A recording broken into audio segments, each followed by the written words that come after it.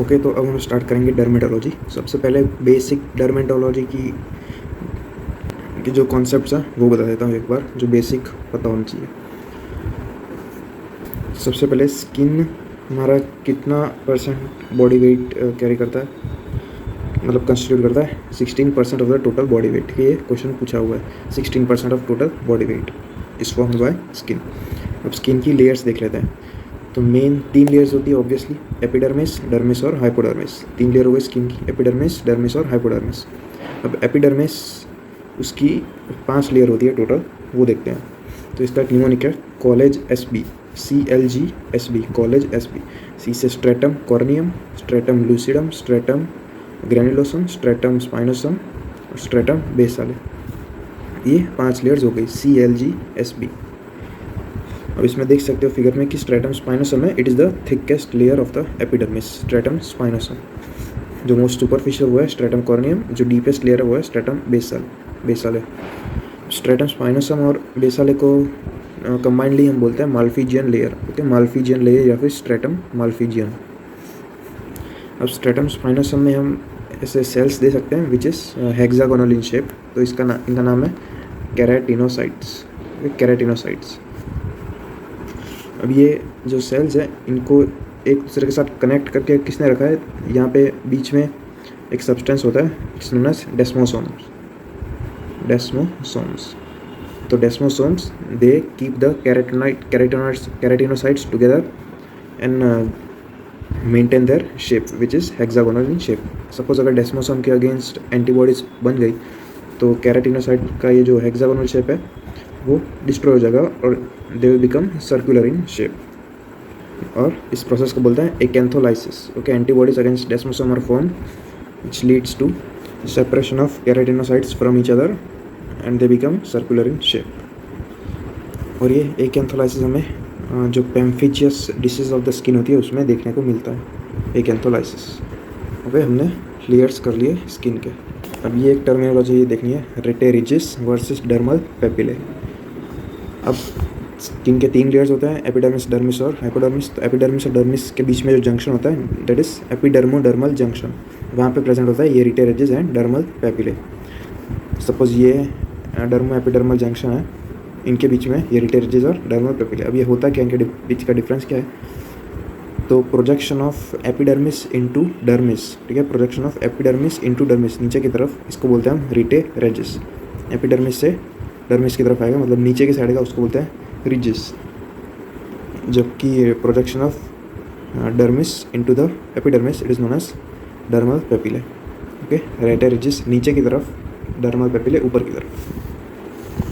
अब सपोज हमारी जो ट्रांजिशनल चेंज होता है, मतलब स्किन फॉर्मेशन कह लो, from stratum, skin formation epidermis अगर पूरा फिर से बनना हो अगर एपिडर्मिस को तो उसके लिए टाइम लगेगा 28 डेज। इस एपिडर्मल ट्रांजिट टाइम या एपिडर्मल फॉर्मेशन टाइम कह सकते हो। और एपिडर्मिस जब फॉर्म होगा तो वो नीचे से ऊपर की तरफ जाएगा, मतलब स्ट्रेटम बेसिले से लेके स्ट्रेटम कॉर्नियम तक। तो जब हम स्ट्रेटम बेसिले से लेके कॉर्नियम तक जाएंगे तो क्या क्या चेंजेस होंगे?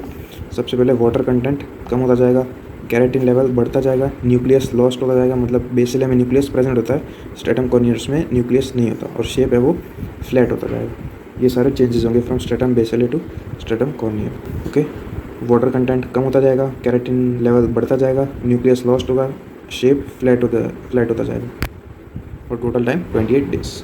ये मैंने अभी बताया था एकेंथोलाइसिस के बारे में। ये केराटिनोसाइट्स है, इनको आपस में कनेक्ट करके कौन रखता है? डेस्मोसोम्स। अगर सपोज इसी अगेन एंटीबॉडी फॉर्म हो गया, फिर ये डिस्ट्रॉय हो गए, तो ये आपस एक दूसरे से अलग हो जाएंगे और इनका शेप भी चेंज हो जाएगा इनटू सर्कुलर शेप। तो ये राउंड या circular with prominent nucleus and perinuclear hello, ठीक है, प्रोमिनेंट न्यूक्लियस हो जाएगा और पेरीन्यूक्लियर हेलो देखने को मिलेगा।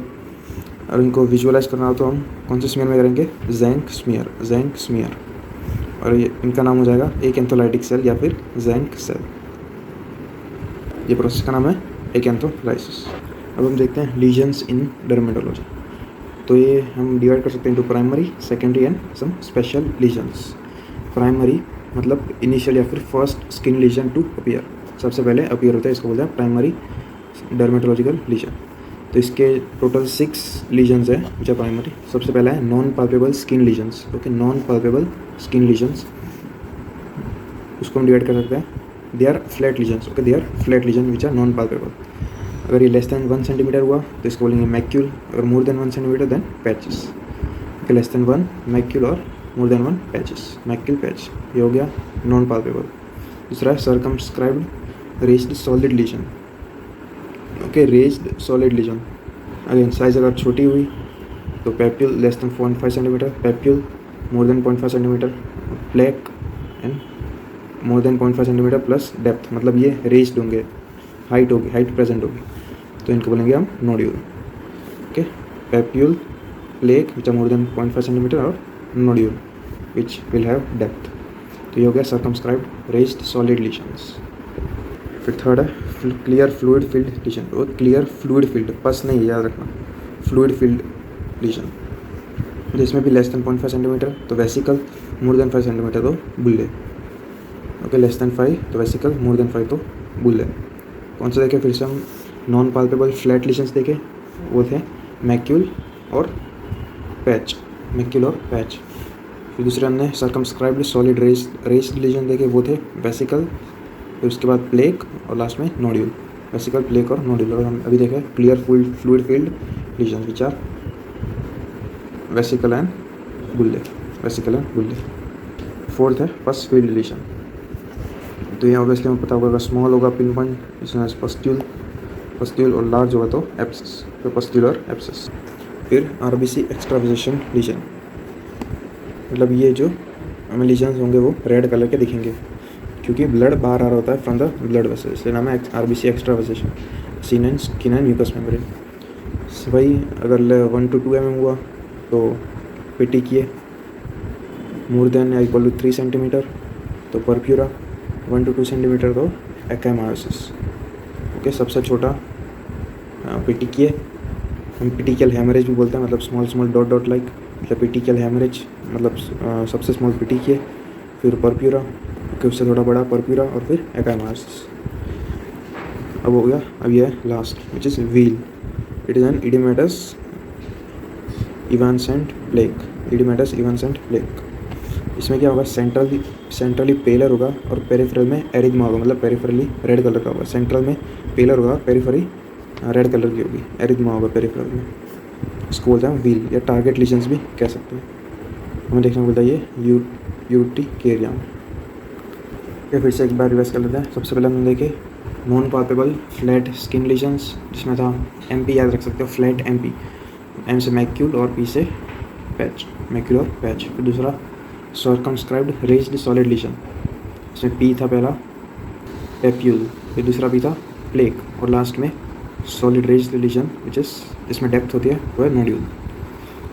थर्ड था क्लियर फ्लूइड फील्ड लीजन, जो छोटा वाला था वो था वेसिकल और उससे बड़ा वाला था वो था बुल्ले।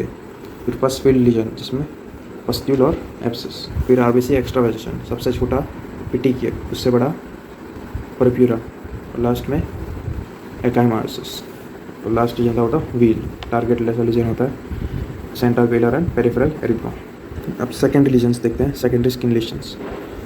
ये पहले से प्रेजेंट नहीं होते, ये प्रेजेंट कब होता है, जब हम कोई जगह पे स्क्रैच करते हैं या फिर ट्रीटमेंट अगर चालू हुई या फिर डिसीज़ अगर क्रोनिक स्टेज में जा सकती है या फिर इवोल्यूशन ऑफ द डिसीज़ हुआ तब प्रेजेंट हो गए। ओके, जब हम अगर कोई ट्रॉमा होगा या फिर स्क्रैच करेंगे हम स्किन में, ट्रीटमेंट मतलब चालू तो हो सकता है फिर इवोल्यूशन ऑफ डिसीज़। तो इसके लीजन्स कौन से होते हैं, एक तो स्केल, क्रस्ट और erosion. Scale, it is visible exfoliation of stratum corneum. Okay, stratum corneum, इसके नाम में ही स्ट्रेटम कॉर्नियम का एक्सफोलिएशन, उसे कहते हैं हम स्केल। फिर है क्रस्ट कब होगा, जब सिक्रीशंस होंगे या फिर पस हो गया फिर एक्सुडेट होंगे, वो अगर ड्राई अप हो जाए then it will lead to formation of crust. Last है इरोशन तब होता है जब एपिडर्मिस का लॉस हो जाए, तब होता है इरोजन। ये फोकल लॉस हो सकता है या फिर total loss, in short loss of epidermis it cause erosion. फिर है अल्सर मतलब एपिडर्मिस प्लस डर्मिस का लॉस, वो पार्शियल या फिर टोटल हो सकता है। एपिडर्मिस एंड डर्मिस लॉस्ट हो जाए उसे कहते हैं हम अल्सर। फिर है फिशर्स मतलब यहाँ पे देखते हो डीप क्लेफ्ट फॉर्म हो जाता है इन द एपिडर्मिस तक भी हो सकता है, या फिर डर्मिस तक डीप भी जा सकता है। इन शॉर्ट फिशर्स डेवलप हो जाए, लीनियर डीप क्लेफ्ट डेवलप हो जाए द एपिडर्मिस या फिर डर्मिस, तो कहते हैं फिशर।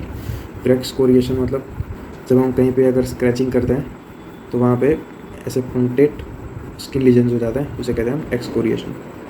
फिर 7th है लाइकेनिफिकेशन। अगेन हम अगर क्रॉनिक ईचिंग करते हैं, बहुत ज़्यादा ईचिंग करते हैं कोई भी जगह पे, तो वहाँ पे लाइकेनिफिकेशन नाम का लीजन आ सकता है। इसमें 3 कंपोनेंट होता है। एक तो स्किन होगी वो थिक हो जाएगी, okay, thick skin plus hyper pigmentation हो जाएगा स्किन का, और एग्जेजरेटेड स्किन मार्किंग, जैसे एग्जेजरेटेड स्किन मार्किंग। और लास्ट है एट्रोफी, जिस लॉस ऑफ या फिर decrease in structure component of skin. इसमें हमें रिंकलिंग देखने को मिलेगी, ये एट्रोफी। हमने कौन से देखे? सबसे पहले स्केल देखा जो एक्सफोलिएशन ऑफ स्ट्रेटम कॉर्नियम था। फिर दूसरा देखा क्रस्ट, विच लोग इसकी वजह से बनता है, एक्सुडेट्स या फिर कोई सिक्रेशन अगर ड्राई अप हो जाए उसकी वजह से बनता है क्रस्ट। फिर देखा इरोशन, जो लॉस ऑफ एपिडर्मिस। फिर देखा हमने ulcer, loss of epidermis plus dermis. फिर फिशर्स देखे, जस्ट लीनियर डीप क्लेफ्ट इन एपिडर्मिस या फिर डर्मिस। फिर एक्सकोरिएशन, जो स्क्रैचिंग की वजह से होता है, पंक्टेट स्किन लीजन्स। लाइकेनिफिकेशन, जिसमें thickening of the skin, hyper pigmentation of skin and exaggerated skin marking. Last में एट्रोफी, अगर water structural component of skin loss या फिर डिक्रीज हो जाए तब, जहाँ पे देखने को मिलता है हमें रिंकलिंग। ये थे सेकेंडरी लीजन्स। अब देखते हैं स्पेशल लीजन्स। स्पेशल लीजन मतलब they are specific to any particular disease. तो इसमें टोटल 3 लीजन्स है। सबसे पहला है scabies. Scabies in ectoparasitic infection, और ये लीजन का नाम है बरो। ये लीजन का नाम है बरो, जो वेवी या फिर सर्पिंजियस पैटर्न का होता है इन द स्ट्रेटम कॉर्नियम। यहाँ पे देख सकते हो पतली सी लाइन है, वेवी या फिर सर्पिंजियस पैटर्न, इसका नाम है बरो। और ये साइट कहाँ पे होती है इसकी? वेब स्पेस, जो फिंगर के बीच में स्पेस होती है वहाँ पे होती है burrow, which is special skin region of scabies burrow in the stratum corneum. फिर एक ने वल्गैरिस अफेक्ट करता है पिलोसेबेशियस यूनिट को, जो सीबम प्रोड्यूस करते हैं हमारे हेयर फॉलिकल्स के साइड में होता है। सीबम ग्लैंड और हेयर फॉलिकल, उनका जो यूनिट होता है उसको अफेक्ट करता है एक ने वल्गैरिस में।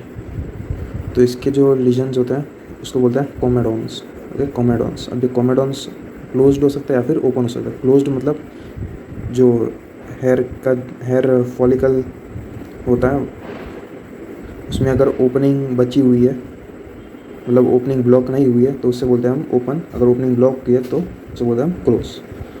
तो एक्ने वल्गैरिस में होता क्या है, सीबम कलेक्शन हो जाता है, और क्लोज्ड कोमेडोन्स हुआ तो इट विल अपीयर वाइट, क्योंकि सीबम का कलर वाइट होता है इसलिए इट विल अपीयर वाइट। लेकिन अगर ओपन कोमेडोन तो इट विल अपीयर ब्लैक इसकी वजह से, क्योंकि ये सपोज सीबम यहाँ पे कलेक्ट हुआ तो एयर अंदर आएगी और एयर ऑक्सीडाइज कर देगी सीबम को, इसलिए उसका वाइट से ब्लैक कलर हो जाएगा। तो इसलिए open comedones they are black in colour, और closed comedone they are white in colour. ये था एक्ने वल्गैरिस। अब लास्ट है टारगेट लीजन या फिर टारगेट लीजन, जो हमें दिखता है एरिथेमा मल्टीफॉर्म में। इसके 3 जोन होते हैं। सबसे पहले सेंट्रल डस्की जोन, फिर पेल इडीमा होता है, और लास्ट में पेरिफेरल एरिथेमा, ओके, इसलिए इसको टारगेट लीजन बोलते हैं, seen in erythema multiform, okay. Central dusky zone, फिर पेल इडीमा, लास्ट में पेरिफेरल एरिथेमा। ये देखने को मिलता है main distal extremities, distal joints, distal limbs. तो टोटल 3 स्पेशल रीजन हो गए। एक स्कैबीज का विच इज बरो wavy pattern in the stratum corneum seen in web spaces between 2 fingers. फिर कोमेडोन्स जो था एक्ने वल्गैरिस में, ओपन या फिर closed. Open they are black in colour, white closed are white in colour. और last में erythema multiforme, जिसमें target lesion देखने को मिलता है।